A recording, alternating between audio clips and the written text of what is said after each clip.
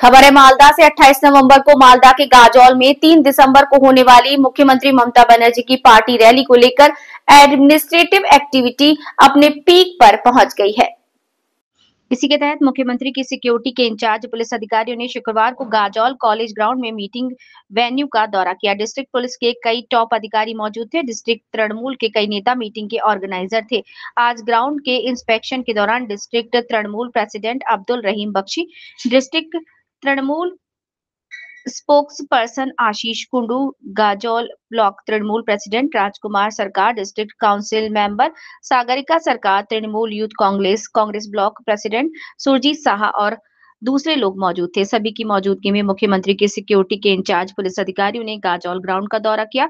वे अलग अलग मामलों की जांच करते हैं, जैसे मीटिंग की जगह कहाँ हो रही है, हेलीपैड कहाँ बनना है, पार्किंग जोन वगैरह।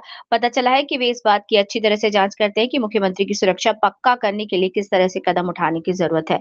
रामचंद्र मंडल की रिपोर्ट। जे बांगलार जननेत्री ममता बंदोपाध्याय आमादेर प्रिय मुख्यमंत्री तिनी सभा करते गाजलेर এই कलेज मयदाने आसছেন आगामी 3 तारीख। हजार हजार मानुषेर उद्दीपना उन्मादना থেকে শুরু করে মানুষ উদ্বেল হয়ে আছে বাংলার মুখ্যমন্ত্রীকে দেখবে বলে। কারণ যে রাজনৈতিক বাতাবরণ সাম্প্রদায়িক শক্তি বিজেপি তৈরি করেছে, যে অশান্ত করার চেষ্টা, তার বিরুদ্ধে সারা ভারতবর্ষের রাজনৈতিক মানচিত্রে অতন্ত্র প্রহরীর নাম মমতা বন্দ্যোপাধ্যায়। সেই আমাদের দিদি আসছে, স্বাভাবিকক্রমেই সেই সভাকে সফল করবার জন্য এন্টায়ার সিএম সিকিউরিটি টিম, বিভিন্ন ল্যান্ড ডিপার্টমেন্ট, বিভিন্ন অফিসিয়ালসরা আজকে সমস্ত জিনিস খতিয়ে দেখলেন।